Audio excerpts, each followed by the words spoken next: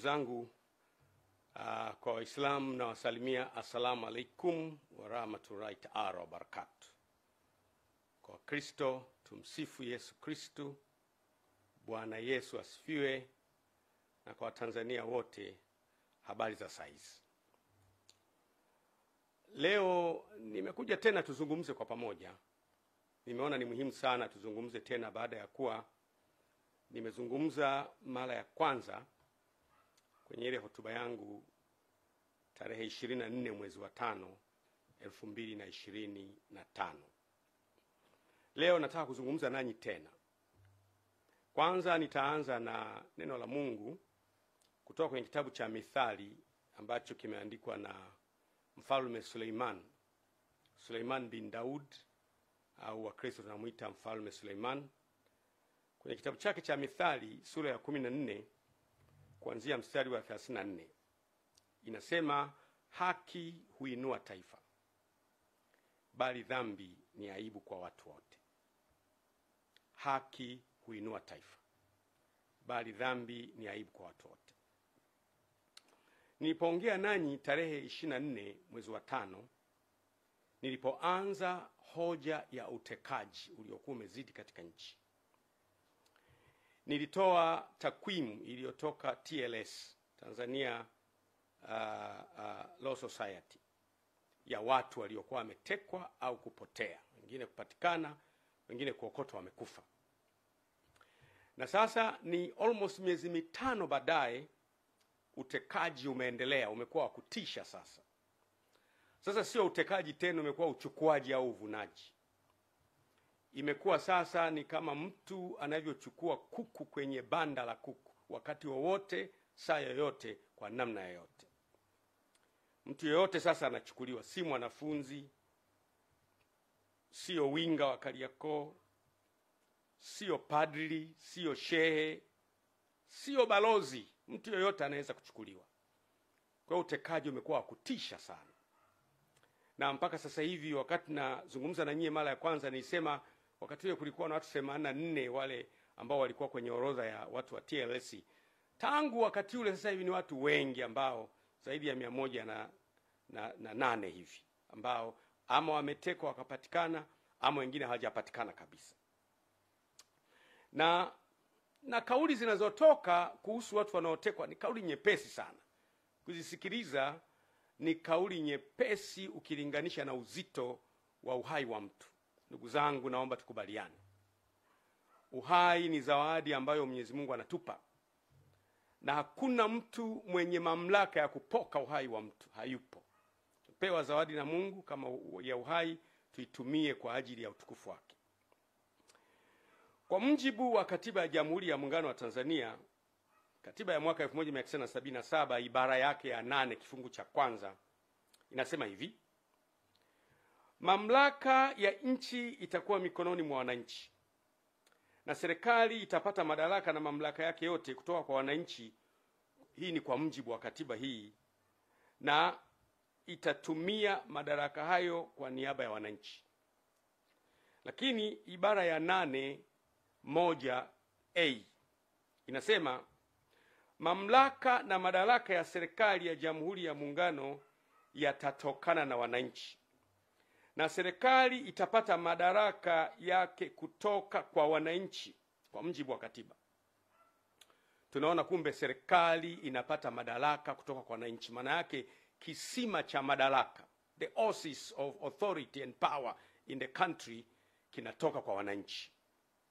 Sasa kama wananchi hawa wanatekwa, ambao ndio chanzo cha mamlaka, maana yake ni hatari sana. Ndugu zangu, utekaji haukubaliki. Baada ya miezi 5 kuwa nimezungumza kuhusu sikubaliani na utekaji, narudia tena mara nyingine kwa nguvu kubwa kabisa, sikubaliani na utekaji. Kesho kutwa, wiki ijayo, sikubaliani na utekaji na kutoweka kwa watu bila utaratibu. Ndugu zangu, wananchi ndio wenye nchi. Narudia tena, wananchi ndio wenye nchi. Na ndio maana hata neno lenyewe wananchi ni wana wa nchi, ndio wenye nchi. Usipowasikiliza wananchi, utafika wakati utapoteza nafasi ya kuwasikiliza. If you don't listen to them now, time comes you won't be able to listen to them. Usipowasikiliza wananchi leo, wakati unafika hutapata nafasi ya kuwasikiliza. Lakini pia usipowasikiliza wananchi leo, unaweza kupoteza nafasi kabisa ya kuwasikiliza kipindi utakachowahitaji wakusikie. Ni muhimu sana kusikia kilio cha wananchi. Matokeo ya kutokusikiliza kelele za wananchi inaleta machafuko na migawanyiko siku zijazo. Matokeo ya kutokuwasikiliza wananchi na kelele zao inakuletea migawanyiko na matatizo makubwa siku zijazo. Ndugu zangu, naomba mnisikilize kidogo. Mnakumbuka vizuri mimi nilipozungumza kuhusiana na jambo hili, nilijaribu na kupendekeza solution. Niliwaambia kwamba leo mnaanza kuona sasa.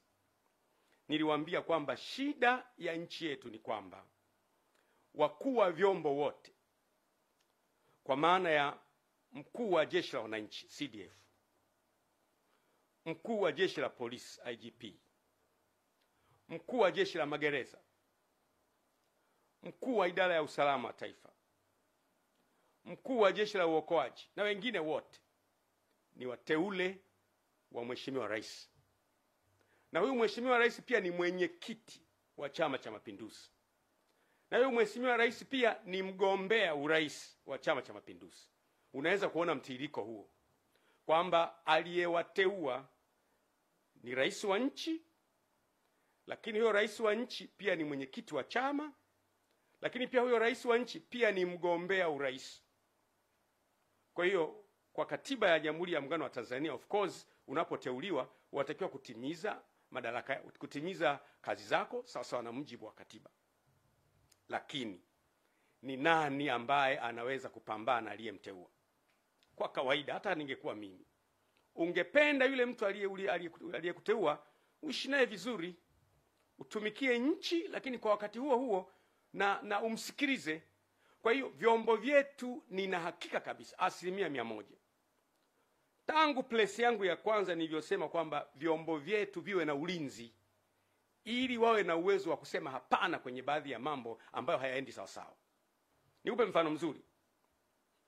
Huwezi kuniambia eti polisi hawafahamu kabisa kuhusu utekaji. Huwezi kuniambia hivyo. Huwezi kuniambia idara ya usalama wa taifa hatujui kabisa kuhusu utekaji. Huwezi kuniambia hivyo. Huwezi kuniambia eti jeshi la wananchi halina taarifa kabisa utekaji. Hapana. Wala jeshi la magereza, wala uhamiaji, wala jeshi la uokoaji. Lazima kuwe na taarifa. Kama mkikubali kwamba majeshi haya, vyombo vyetu havina taarifa, basi Tanzania si salama pa kuishi. Lakini mimi nafahamu competence. Kwa sehemu kidogo nafahamu competence ya viongozi wetu. Nafahamu. Unajua, kuna mambo mengine unaweza ukayasema tu, ni rahisi yakiwa kwa mtu mwingine. Akitekwa baba yako, au mama yako, au dada yako, au mdogo wako, utafeel pinch. Ni hatari sana. Mimi siamini eti wakuu wetu wa vyombo hawajui kabisa watu wanakwenda wapi. Lakini nilipendekeza mimi nikasema kwamba ni muhimu sana vyombo hivi vipewe semi autonomy. Semi autonomy maana yake ni kwamba kuwe na kujitegemea fulani. Kwa sababu sasa hivi narudia tena yale.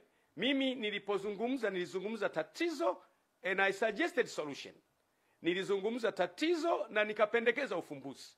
Lakini mwanzoni mlikuwa mnaona kana kwamba huyu anaongea tu. Niliongea mapema sana miezi 5 iliyopita, tarehe 24 mwezi wa 5 2025.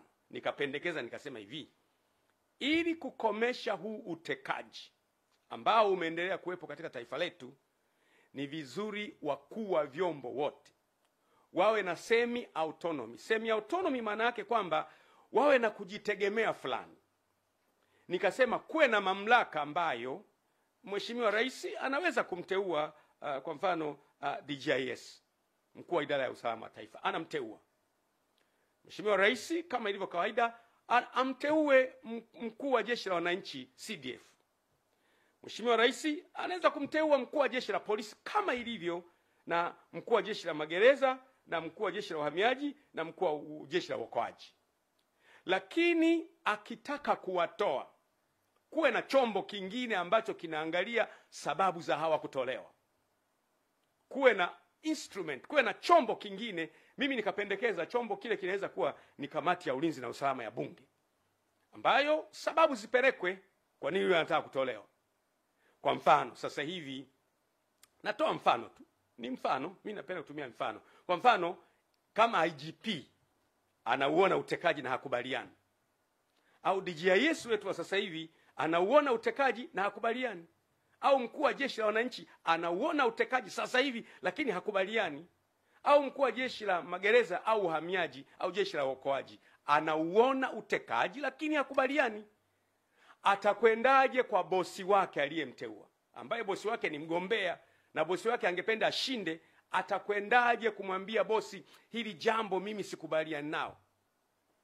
Ikitokea, sijasema ndivyo hivyo, ikitokea kile chombo cha utekaji ni chombo cha mmoja wapo kati ya wagombea, ikitokea, sisemi imetokea, lakini ikitokea, if it happens, kwamba chombo cha utekaji ni chombo kimoja wapo cha kikundi cha mgombea mmoja wapo, ikitokea hivyo, nisisemi ni hivyo, lakini ikitokea hivyo, anawezaje mkuu wa jeshi la polisi kumapproach bosi wake kumwambia, bosi, kale ka kikundi kako bwana kanachukua watu?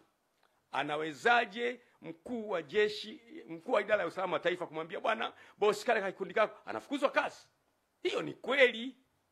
Usifikiri kwamba kuficha kichwa kwenye mchanga ni kuepuka madhara yanayokuja. Don't think hiding your head on the sand is a means to avoid disaster.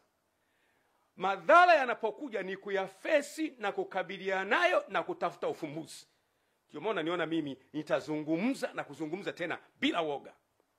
Hapo katikati nilinyamaza kimya nikiwa na tafakari, pengine mambo haya yatakoma, lakini bado yanaendelea. Kwa hiyo si kweli kwamba eti wakuu wa vyombo wanakuwa hawajui kabisa. Wanajua, lakini watafanyaje?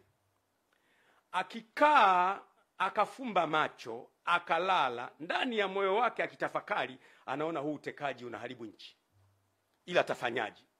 Lakini tungefanikiwa kuwa na semi autonomy, hawa wakuu wa vyombo kuanzia CDF kwa mfano, natoa mfano CDF pamoja na walio chini yake, Chief of Staff na wengine walio chini yake, tukasema hawa bwana wanatulindia nchi yetu. Kwa hiyo huyu kiongozi wa nchi atakayekuepo, mamlaka ya nchi, unajua watu wengine they are very narrow minded. Ukizungumza mamlaka ya rais, wanahisi unamwongelea rais aliyepo madarakani. Rais ni rais. Rais atakayekuja wote ni rais. Kwa hiyo mamlaka ya rais iwe na uwezo wa kuteua. Lakini kumuondoa CDF, kumuondoa Chief of Staff na walio chini yake hapo pote isiwe rahisi. Ili huyu CDF anapoona jambo lenye kuharibu nchi na kuumiza nchi inaendelea, awe na ujasiri wa kusema bosi, kwa unyenyekevu, bosi, hili jambo hapana. Na anaposema hivyo asipate madhara ya kufukuzwa kazini na kuharibikiwa yeye na familia yake. Vile vile mkuu wa jeshi la polisi.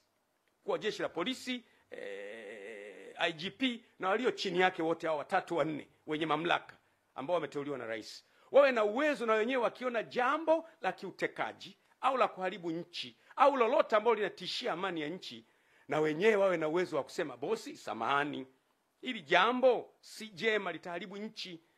Wamshauri kwa unyenyekevu na bado hawamvunjie heshima, na bado walinde nchi yetu iwe salama. Iwe hivyo hivyo kwa idara ya usalama, iwe hivyo hivyo kwa uhamiaji, iwe hivyo hivyo kwa magereza. Wawe na uwezo wa kusema hapana kwenye yale mambo ambayo wanaona yanatishia uhai wa nchi yetu, na wasiwe na madhara kwa siku zijazo. Huo ndio ulikuwa ushauri wangu. Niwaambie ndugu zangu, si kweli kwamba eti mpaka leo vyombo havijui balozi mstaafu,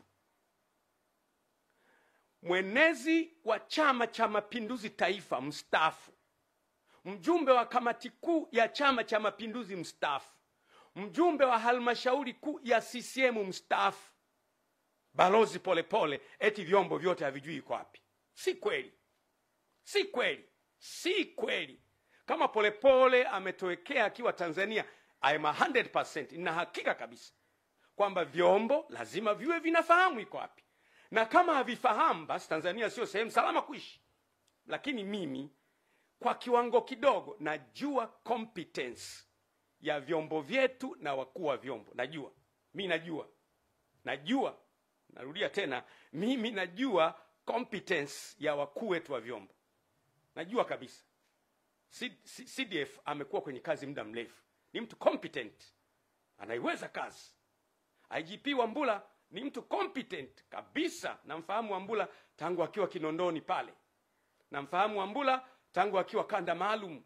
Wambura amefanya kazi kule Mtwara kipindi kile cha mambo magumu. Wambura ni mtu competent. Mimi am 100%. Huwezi kunidanganya kwamba eti Wambura hajui kabisa. Wambura atakuwa anajua. Lakini Wambura anamwendeaje bosi wake? Kusema kwamba bosi hili swala haliendi vizuri, atapoteza kazi. DJIS eti ndugu yangu Suleiman Mombo eti hajui kabisa. Anajua. Lakini akienda anaweza kupoteza kazi. Siamini CDF hajui au generali kiongozi wa magereza hajui. Wanajua. Lakini sasa watafanyaje? Wakitulia ndani ya mimi nahakikishia Tanzania tuna vyombo competent. Kwa swala la vyombo tu ni competent, lakini hatujapata a mechanism ya kuwalinda hao wakuu wa vyombo ili na wao watulindie nchi yetu. Kwa hiyo muda unakuja na siku moja itafika. Mimi nasema siku moja itakuja tu ambayo tutapata namna ya wakuu wa vyombo kuwalinda, watulindie nchi yetu na maono yetu. Ndugu zangu, my countrymen, kama tusipofanikiwa kuilinda nchi yetu, ipo siku nchi yetu njema tutaipoteza. Kwa sababu motive ya mgombea yote ni kushinda uchaguzi. Hata ningekuwa mimi, motive ya mgombea yote ni kushinda uchaguzi. Na anaweza kutumia njia ambazo zina damage nchi ili ashinde uchaguzi. Lakini motive ya nyie wakuu wa vyombo na vyombo vyetu ni kulinda nchi. Akija mtu mnamlinda, anamaliza, anaondoka. Anaingia kwa mujibu wa katiba, mnamlinda, anaondoka. Ndio wajibu wenu. Lakini itakapofika wakati tukaona aibu kusema juu ya mambo yanayohatarisha taifa, kuna siku tutakuwa na wakati mgumu sana.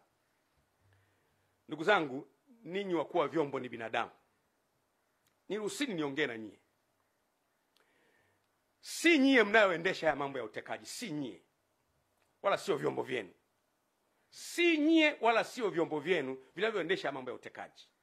Lakini siku zijazo hamtaepuka kabisa kutamkwa mkiungamanishwa na haya yaliyotokea wakati wa utawala wenu. Kwa mfano, watu watasema mwaka ule kipindi kile ambacho DJIS alikuwa fulani, miaka ile ambacho CDF alikuwa fulani, miaka ile ambacho mkuu wa jeshi wa polisi alikuwa fulani, miaka ile ambayo mkuu wa jeshi la magereza alikuwa fulani, miaka ile ambayo mkuu wa uhamiaji alikuwa fulani na mkuu wa jeshi alikuwa fulani, ndiyo miaka ile ambayo watu walitekwa sana.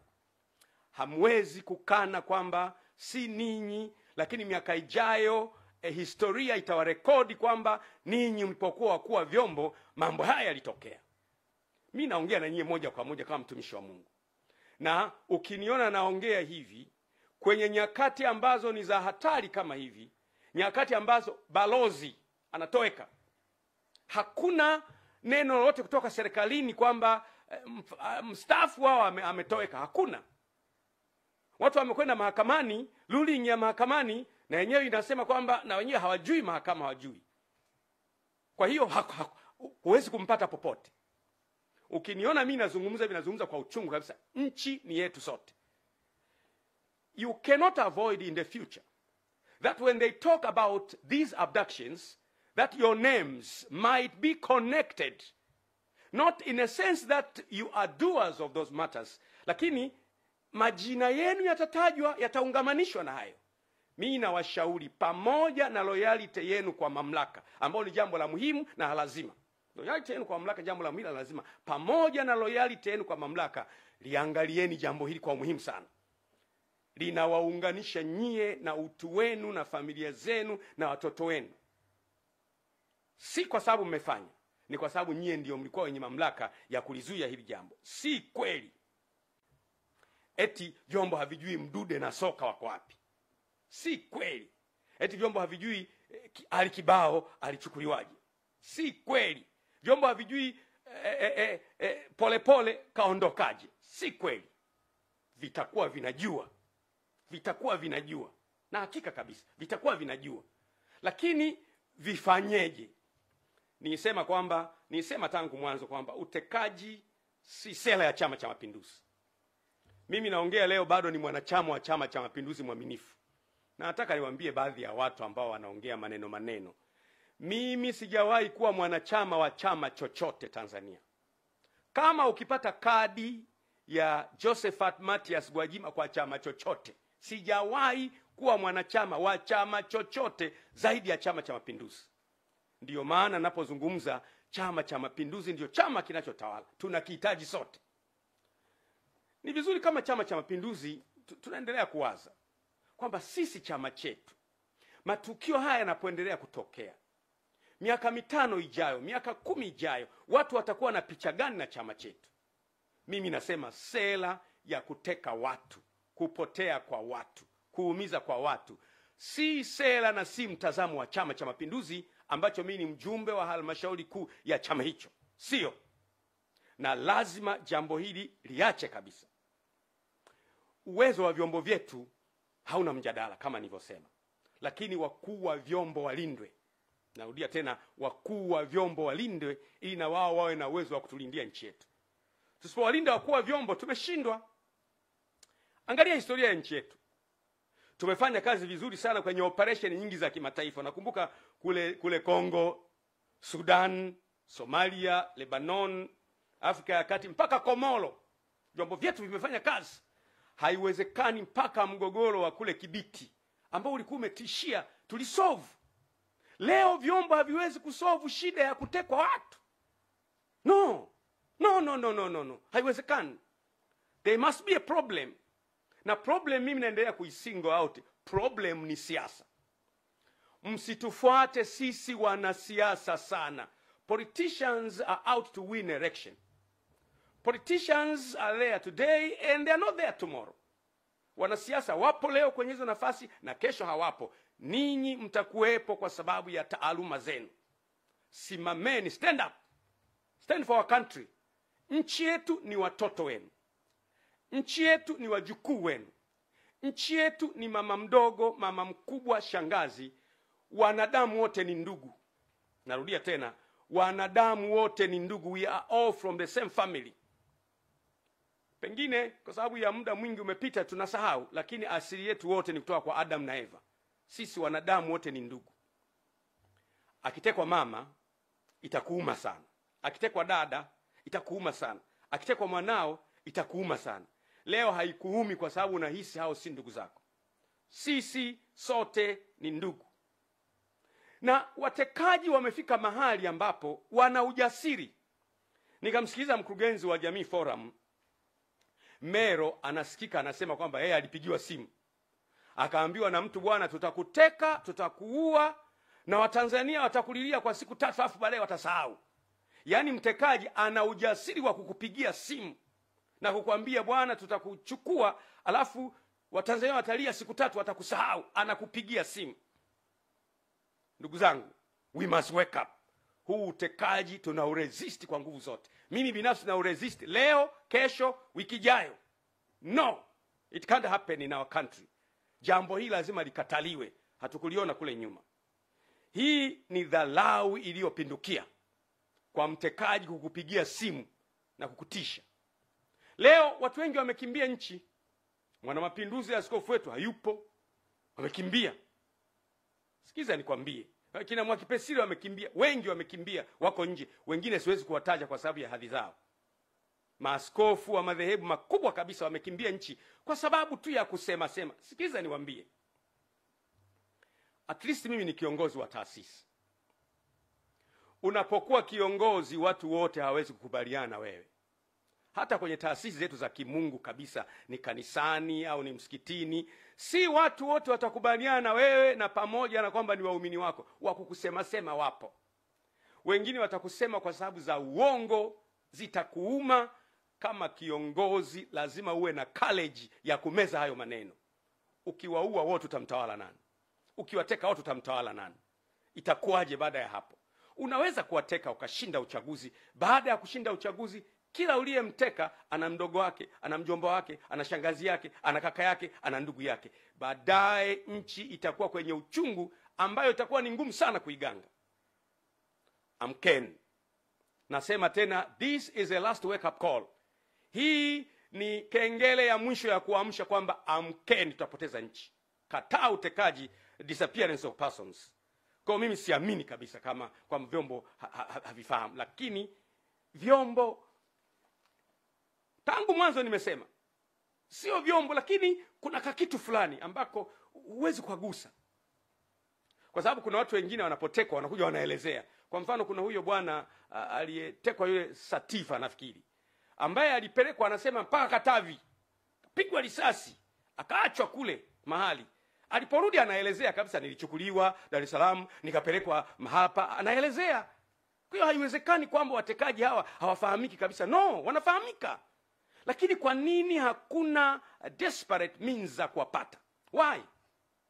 Mtu anaweza kunijibu kwa unafiki. Akanijibu asema, wewe Gwajima bwana, hawa watekaji unasema wanafahamika, basi tuambie ni kina nani. Ndugu yangu, Mo alitekwa pale Korosham wakati ule. Mimi nilipiga kelele, rudisha Mo. Kama unabisha, nenda kwenye YouTube. Nilisema mrudisheni Mo. Na wakati rais alikuwa Magufuli, whether yeyote, utekaji haukubaliki anytime. Wakati kina Roma Mkatoliki wanatekwa, mimi nipiga kelele. Wakati utekaji ulikuwa umeshamili, nilipiga kelele. Tangu wakati wa Magufuli na wakati huu sikubali utekaji. Kwa mambo mema ambayo mtu anafanya anatakiwa asifiwe, kwa mambo maovu anayofanya anatakiwa akemee bila kujali yeye ni nani. Tanzania ni yetu sote. It does not belong to a single entity. It belongs to all of us. Tanzania ni yetu sote, si mali ya mtu mmoja, ni mali ya Watanzania wote. Siasa huja na kuondoka, na wanasiasa huja na kuondoka, lakini Tanzania inadumu vizazi hadi vizazi. Lazima tuilinde nchi yetu. Ndiyo maana mimi nasema kabisa, kuna kikundi kanakoshughulika na utekaji. Sio vyombo. Mimi na hakika si vyombo. Kuna kikundi kanakoshughulika na utekaji. Na ninapoongea sasa hivi kikundi haka kanakasirika kweli. Huyu Gwajima mbona hajatekwa yeye? Huyu Gwajima unasikia, huyu kaondoka, yule kaondoka. Watu wanakwisha nchi na tuko kimya. Msiba ukiwa kwa jirani yako, utakuwa na ujasiri wa kwenda kuandika kwenye daftari na changia. Siku utakapopatwa na msiba, huwezi fungua macho yako. Wake up. What is happening on your neighbor, it will soon happen in your house. Kinachotokea kwa jirani yako kitatokea kwako. Ni muhimu sana. Kwa hiyo mimi nasema kabisa, narudia tena, nielewe emphasis yangu. Mimi I speak a problem and I suggest a solution. Ili shida hii ishe, lazima vyombo viwe na kujitegemea fulani. Utafika wakati watu watakuwa very bitter, wanakuwa na uchungu.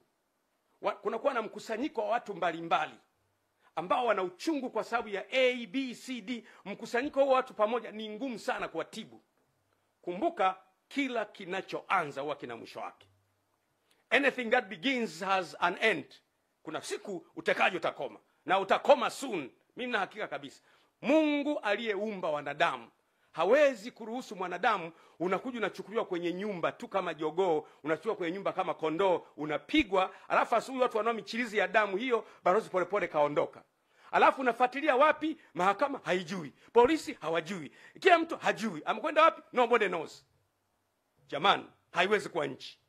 Na mimi mambo haya siyakubali kabisa. Ni mwanachama wa CCM na nitaendelea kuwa mwanachama wa CCM. Na naamini kuna wanachama wengi wa CCM wenzangu ambao hawakubali utekaji. Kama unakubali ni wewe, lakini mimi no. Sikubaliani na utekaji. Kwa hiyo ni lazima wakuu wetu wa vyombo na wasaidizi wao walindwe, ili na wao wawe na uwezo wa kutulindia nchi yetu. Yeyote yule akiingia kwenye target, watamuona, watakuwa na ujasiri wa kusema wewe hapana bwana, acha. Na wakisema hapana, haitawaletea madhara. Simaanishi kwamba wakuu wetu wa vyombo ni waoga, no. Na mimi ni binadamu, mtu aliyeniteua nikiona anafanya jambo najua kwamba kuna consequences zake.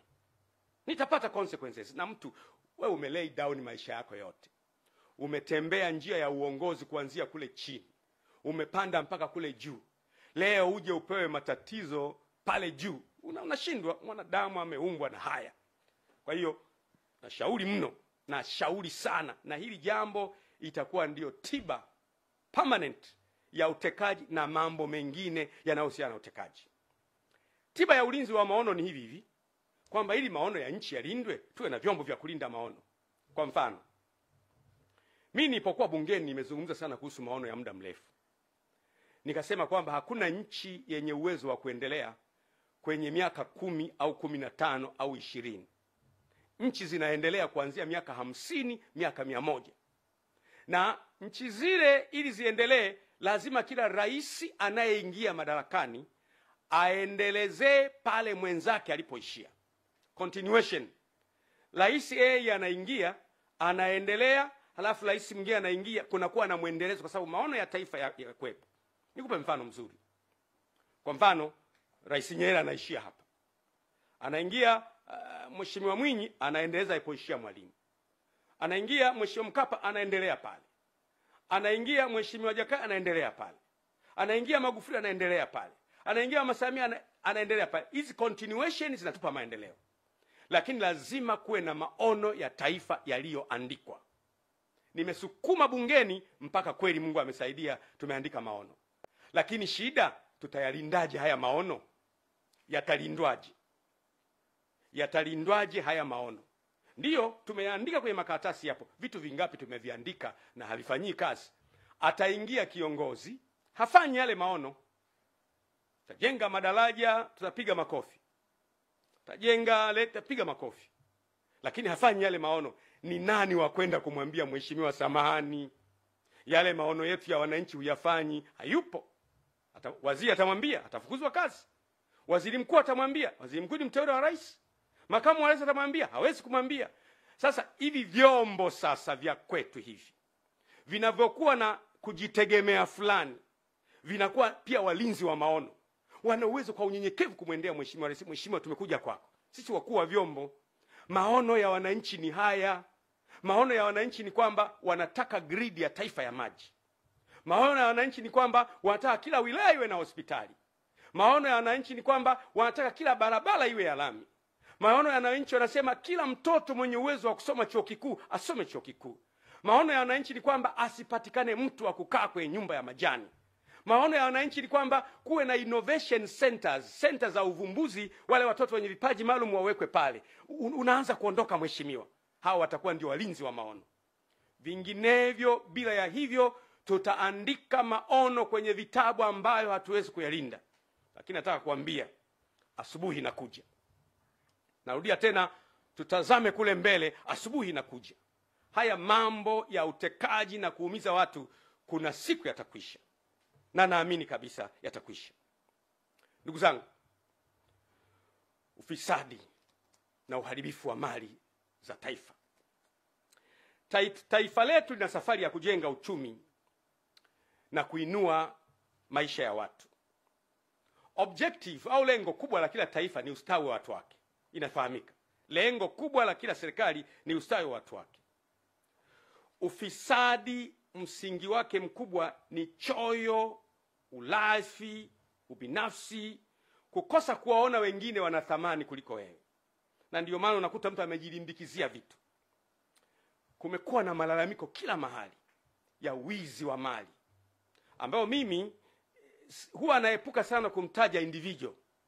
Kwa sababu nikilazimia kumtaja individual huwa namtaja in details. Ndio maana nasema ili mpate ujumbe. If I am obliged to speak an individual, I have to detail the individual. Na mimi singependa sana. Lakini wizi umezidi. Tunaona kwenye mitandao tuhuma zimejaa wizi, si madini, si hiki. Tuhuma zimejaa. Na hili jambo linatakiwa kufanyiwa kazi. Ni hatari sana kwa ustawi wa taifa letu. Tumekuwa tukimsikia Polepole, Mheshimiwa Polepole akisema wazi taarifa mbalimbali za ufisadi mkubwa kwenye madini, kwenye maeneo mbalimbali ambayo mimi sitaki kuyasema. Sitaki kuyasema kwa sababu mimi nimekuwa kwenye kamati ya bunge ya biashara, viwanda na uwekezaji wakati ule. Nafahamu vitu vingi. Nafahamu sana kuhusu Liganga na Mchuchuma. Wale wabunge wenzangu tuliokuwa kwenye kamati moja wanajua nikiwa naongea. Nilishaya kusimamia kuhusu Liganga na Mchuchuma. Nikasimama na kuwaelezea kwenye kamati. Nikatoa na document. Nikaonyesha document jinsi ambavyo tumepoteza pesa nyingi. Yaliyonipata Mwenyezi Mungu peke yake anajua. Usiku ule watu walivamia nyumba yangu, wakavunja gari, wanatafuta document kule Dodoma. Kwa hiyo usifikiri kwamba kuna wakati mimi nakaa kimya kwa sababu ya staha. Kuna wakati hauzungumzi vitu ukaleta migawanyiko kwenye nchi. Nasema tena, sometimes we don't talk things because they won't heal the problem. Huongei vitu kwa sababu unahisi ukiongea badala ya kutibu utaleta tatizo, kwa hiyo unaamua kuacha kuongea. Lakini ufisadi, wizi, kujilimbikizia mali kumezidi.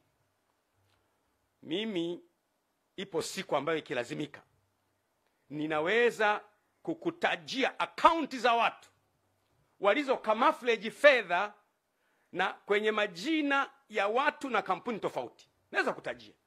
Lakini nawaza itajenga nini? Inaleta bitterness na ugomvi na uchungu kwa watu. Lakini vyombo ndio vingekuwa na uwezo wa kutulindia hayo.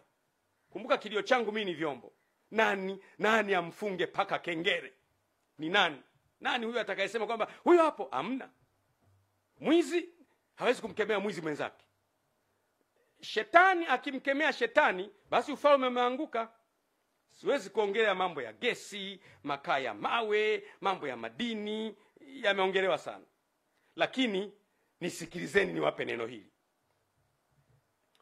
Ukijenga nyumba nzuri, ukaweka uzio mrefu, ukaweka na fensi ya umeme, alafu ukaweka na mbwa wakali sana, German Shepherd, mbwa makubwa, alafu ndani unakula vizuri, una magari mazuri, unaendesha vizuri, alafu majirani zako wana njaa, na wao wanajua kwamba yule jirani mwenye fensi ya umeme na mbwa wakali na walinzi wakali anakula ndani, hauko salama. Ipo siku hao majirani watapigwa shoti ya umeme 50, lakini 200 wataingia ndani. Hivyo ndivyo inaogopesha. Viongozi wanapojilindukia mali wao wenyewe wakawasahau wananchi. Ipo siku wananchi wataruka fence. Wataumwa na mbwa 50, wataumwa na mbwa 50, watapigwa shoti ya umeme 100, lakini 300 watakukamata. Hatutaki kujenga uchungu kwa wananchi wetu kwa mambo yanayoweza kuzuilika. Na mimi nimekuwa, huu ndio msimamo wangu na imani yangu. Lazima kila mtu afahamu ya kwamba kipaumbele cha taifa linalojitambua, ambalo viongozi wake wanajua wanachofanya, ni watu wao. Narudia tena. Lazima kipaumbele cha kiongozi yeyote iwe ni watu wake. Nikupe mfano. Kwa mfano, unajenga barabara kwa ajili ya nini? Watu wapite, watu waendeshe magari. Unajenga hospitali kwa ajili ya nini? Watu watibiwe, watu wapate kazi. Unaleta maji kwa ajili ya nini? Watu wanywe. Unaweka umeme kwa ajili ya nini? Ili watu waone. Unaweka mwendo kasi kwa ajili ya nini? Watu watumie. Shule kwa ajili ya nini? Watu wasome. Kwa hiyo ni watu. Kwa hiyo msingi wa maisha ni watu. Narudia tena, maendeleo yoyote ambayo hayamuoni mtu kama priority si maendeleo. Because all that we do on the earth is for human. If you only remove human, all what you're doing is useless. Chochote unachofanya duniani ukiwa hai ni kwa ajili ya watu. Ukimwondoa mwanadamu tu havina maana. Magorofa yote haya, nyumba hizi zote zenye air condition, kama wanadamu wote hawapo, baada ya muda ni mapango ya mbweha. Kwa hiyo mwanadamu ndiye anatakiwa kupewa kipaumbele, kuheshimiwa, kusemeshwa vizuri, kusikilizwa. Lakini leo sisi tunawateka hawa wanadamu sasa. Unasema nataka kujengea jumba afu namteka huyo. Na kuletea maji afu namteka huyo. Na kujengea barabara afu anatekwa huyo. Lazima kiongozi yoyote anayejua anachofanya, focus yake iwe ni watu. Watu asubuhi, watu jioni, watu usiku, watu mchana. Watu ni wa muhimu kuliko vitu. Na viongozi wazuri wanatoa kipaumbele kwa watu. Ndugu zangu, ukiona giza limekuwa zito sana, ujue asubuhi inakaribia. Giza limekuwa zito sana. Watu wanaishi kwa hofu. Mimi kipindi hiki nimekuwa kimya, watu wananipigia, wanatafuta, mheshimiwa yupo, Gwajima yupo, atakuwa ameshaondoka jamani, atakuwa ameshaondoka naye. Nipo na nipo sana. Nipo sana kwa sababu Mungu amenipa neema ya kuendelea kuwepo. Hatari ninazozipita si za maana sana ukilinganisha na umuhimu wa taifa letu kwa siku zijazo. The dangers I meet are less important in comparison with the necessity of protecting our country in the future. Hatari ni nyingi. Unatembea mtu kwenye mashimo, kwenye mahandaki. Lakini nasema iwe kwenye mahandaki, iwe kwenye mashimo, iwe kwa kujificha, iwe kwa kuishi au kwa kutokuishi, lazima mimi nitaisimamia nchi yangu na kuitetea nchi yangu, na utekaji hapana. No. Na tutazame kule mbele. Asubuhi inakuja. Siku ambayo kutapambazuka, tutembee mitaani, hatuna hofu ya kutekwa wala kupotea. Siku ambayo mtu atakuwa wa thamani kuliko kilomita za barabara ya lami au ya zege. Siku ambayo uhuru wa kuongea na kukosoa utakuwa wazi, utazungumza bila ya kumwogopa mtu. Siku zinakuja. Sasa hata kuipata haki imekuwa shida. Unaona mtu anahangaikia haki. Kwa mfano, nikupe mfano mzuri.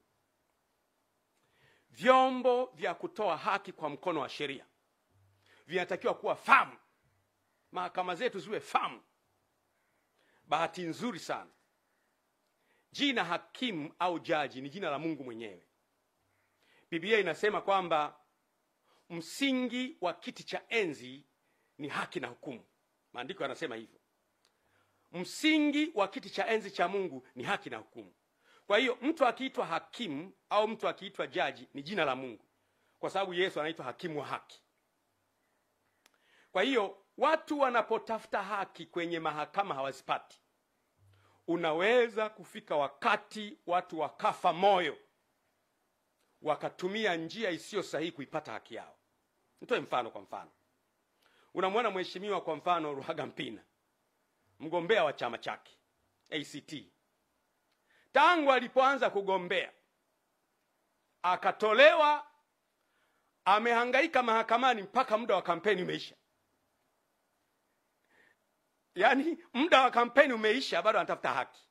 Hebu jaribu kuimagine, anatafuta haki tu na yeye awepo kwenye ballot paper apigiwe kula, mpaka muda wa kampeni siku 60 zimeisha. Juzi nimemwona yuko mahakamani anatafuta haki. Muda umeisha, anatafuta haki. Amekata rufaa, hajapata bado, anahangaika, hajapata haki bado, mpaka muda wa kampeni umeisha. Sasa hebu niulize, kama mtu anatafuta haki kwenye chombo cha kumsaidia apate haki, hawezi kuipata, atafuta haki wapi? Na waomba sana, ni muhimu sana kuwaza hayo. Wakati mimi unaona huruma sana. Lakini muone Tundu Lissu. Tangu mimi nilipotoa mapendekezo kwamba ili nchi iwe stable, iwe vizuri, mwachieni Tundu Lissu ajiunge na chama chake, na wenyewe wagombee, tushindane. Tutawashinda tu. Sisi Chama cha Mapinduzi chama kikubwa, tutawashinda. Anahangaika leo na haki. Lakini Father Kitima ambaye alipigwa, mpaka leo aliyempiga hajapatikana. Na hao watu waliompiga wapo. Lakini Balozi Humphrey Polepole, mbunge mstaafu, mwenezi wa Chama cha Mapinduzi na mjumbe wa kamati kuu na mjumbe wa halmashauri kuu ya taifa, mstaafu, amepotea. Dar es Salaam amepotea. Yaani Dar es Salaam unapotea. Dar es Salaam polisi hajui umekwenda wapi, jeshi la wananchi hajui umekwenda wapi, familia haijui unakwenda wapi, lakini umepotea. Lakini msifikiri kwamba watu wanaopotea wanapotea kabisa. Hapana. Hapana. Yule mtu anayeshughulika kukuteka ametumwa, ni binadamu. Baadaye pembea anasema, bwana unajua iko hivi, iko vile, iko hivi. Watu wanajua. Mimi nawashauri mno, vyombo jitahidini kwa kadiri mnavyoweza kukisaka kikundi hiki ambacho kinateka watu katika nchi. Na mgundue kwamba pamoja na kwamba sio sisi, lakini siku zijazo tutakuja kuunganishwa kwamba tulipokuwa madarakani matukio haya yalitokea. Jambo zuri likitokea, heshima inawaendea nyie. Narudia tena, jambo zuri likitokea katika nchi, heshima inawaendea nyie na vizazi vyenu milele na milele. Jambo baya likitokea, aibu inawaendea nyie milele na milele. Kwa nini tunamsoma Mangungo? Tunamsoma Mangungo leo kwa sababu Mangungo wa Msovelo alikuwa anauza watu wake. Mpaka leo sidhani kama mtu atakubali kuitwa yeye ni wa ukoo wa Mangungo, kwa sababu ukoo ulishaharibika. Kwa hiyo mambo ambayo yanafanyika yana reflect kwenye kizazi chako miaka ijayo. Ni muhimu sana watu wanapotafuta haki wapate haki yao, ili watu wasife moyo. Makanisa ya Ufufuo na Uzima ambao mimi nayaongoza, ni kiongozi wao, yalifungwa kwa sababu mimi nilitoa hotuba ya kupinga utekaji. Unaona sasa ilipofika. Unaona ilipofika. Sasa unaweza kujiuliza, mimi nilipinga utekaji, makanisa yakafungwa. Ina maana aliyefunga makanisa na utekaji wana uhusiano? Mimi ni swali lile, sijasema wana uhusiano, ni swali. Kwa sababu mimi nilikemea utekaji. Nikasema utekaji haufai. Makanisa 2006 makanisa yamefungwa. Mikoa yote, wilaya zote, tarafa zote, kata zote yamefungwa. Kwa nini? Nilikemea utekaji. Sasa ina maana kuna mchungaji kiongozi 2006 sasa hivi wako mitaani, hawezi kuongoza ibada. Kuna maaskofu wetu 32 hawezi kuongoza ibada. Kuna waumini 3 na laki kadhaa hawezi kwenda kwenye ibada. Wanawaza nini hawa watu? Tumeamua sasa, basi wamefunga, tutumie njia ya kutafuta haki kwenye vyombo vya haki. Hatujapata mpaka leo. Mpaka nikiwa naongea leo, hakuna muumini wa makanisa yetu, kanisa halijafunguliwa mpaka leo. Kwa nini? Umekemea utekaji. Narudia tena, funga milele. Utekaji haukubaliki. Narudia tena, funga kanisa mpaka Yesu arudi. Utekaji haukubaliki. Hatutakubali mtu atekwe, awe Muislamu awe Mkristo. Kule Zanzibar wanaendelea vizuri. Zanzibar kule si wamefanyaje? Wenyewe wako kwenye uchaguzi, wanaendelea vizuri. Wapinzani wanaendelea na wengine wanaendelea. Huku kumekuwa na shida. Kwa hiyo mimi kabisa nasema waziwazi kwamba makanisa hayajafunguliwa mpaka leo.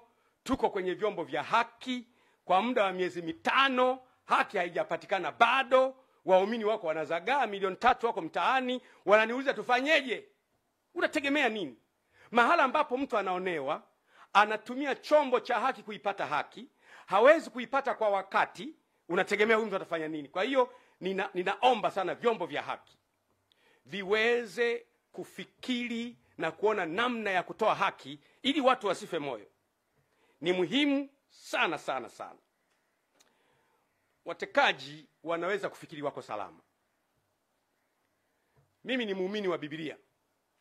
Kwenye kitabu cha Ufunuo sura ya 13 mstari wa 10 inasema hivi: mtu akichukua mateka atachukuliwa mateka, na mtu akiua kwa upanga atauawa kwa upanga.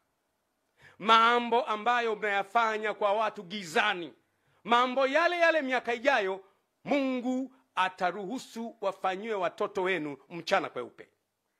Mwanzo sura ya 9 mstari wa 6 inasema, yeye atakayemwaga damu ya mwanadamu, damu yake huyo naye itamwagwa na mwanadamu, maana kwa sura yangu nilimuumba mwanadamu. Nchi inapoanza kumwaga damu za watu wasio na hatia, wewe Waislamu, wewe Wakristo, wewe hawana dini, nchi inaingia kwenye laana. Kwa hiyo ni muhimu sana kujaribu kuepuka jambo hili. Wale Wakristo wa Biblia mnafahamu vizuri. Bwana Yesu alipokamatwa, kama unavyojua Bwana Yesu alikuwa na wanafunzi 12. Alipokamatwa, mwanafunzi wake mmoja anaitwa Petro akachukua upanga akamfyeka mkamataji. Lengo lake lilikuwa zuri, wanamkamata bwana wangu ni wafyeke na wao. Bwana Yesu akamwambia Petro, ulichokifanya ni kizuri. Unanitetea mimi na kuniondoa kwenye tatizo kwa kutumia upanga, lakini mimi nakupenda. Ile Mathayo 26 mstari wa 52, Yesu akamwambia, rudisha upanga wako mahali pake, maana wowote waushikao upanga wataangamia kwa huo. Maana yake anayeua kwa panga naye atakatwa panga. Na habari kwa nyie watekaji, acheni. Na wale mliowateka waachieni, mwachieni polepole. Release polepole, mwachieni polepole. Kama hayupo mtuambie. Waachieni wengine ambao mmewateka, waachieni. Mtaifanya nchi iwe mahala pabaya. Niwape mfano wa mwisho afu namalizia. Ukiona kwa mfano jumla ya watu wote waliotekwa na ndugu zao na rafiki zao na majirani zao na sympathizers wao wanaona huruma. Jumla ya watu wote wanaomwonea huruma Tundu Lissu kama yeye, kwa sababu wapo wana CCM kama sisi tunamwonea huruma, kwa sababu mtu anapokuwa na brain ni asset kwa taifa. Kuna baadhi ya vitu ambavyo tunaacha vyama, tunatumia ubongo wa mtu kwa ajili ya kujenga taifa. Kwa hiyo kuna watu wanamhurumia Tundu Lissu, wengi wapo na wenyewe. Kuna watu wanamhurumia Luhagampina, jamani Luhagampina amezuiwa, wapo na wenyewe wengi. Kuna watu wanamhurumia Heche mwenyekiti ambaye anakwenda kwenye msiba wa kumzika Raila Odinga, amezuiwa pale. Leo yuko kwenye matatizo, hatujui yuko wapi. Unaona mambo yanavyokwenda. Kuna watu wanahurumia makanisa ya Ufufuo na Uzima amefungwa jamani. Mkusanyiko wa watu hawa wote, kuna mawinga wanalalamika. Kuna mkusanyiko hawa wote wanapotima kwa pamoja, nchi inakuwa haiko salama.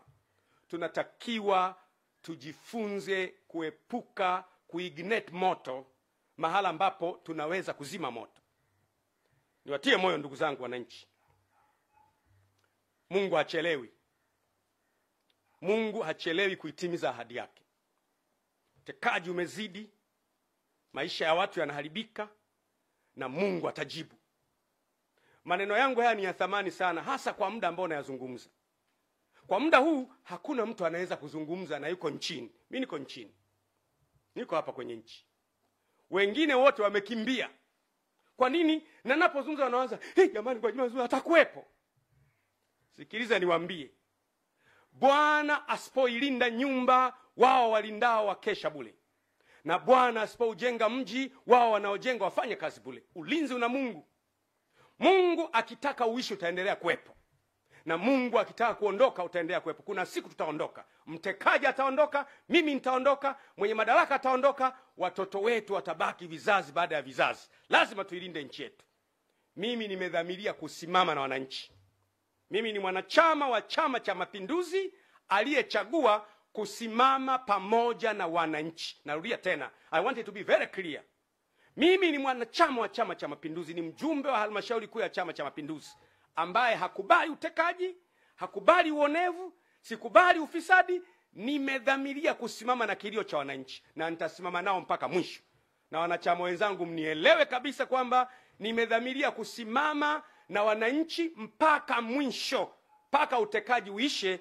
Na tazama kule mbele, asubuhi inakuja na Mungu wetu ni mwaminifu, atatimiza ahadi zake. Asanteni sana wananchi. Mungu awabariki. Mungu aibariki Tanzania. Asanteni sana.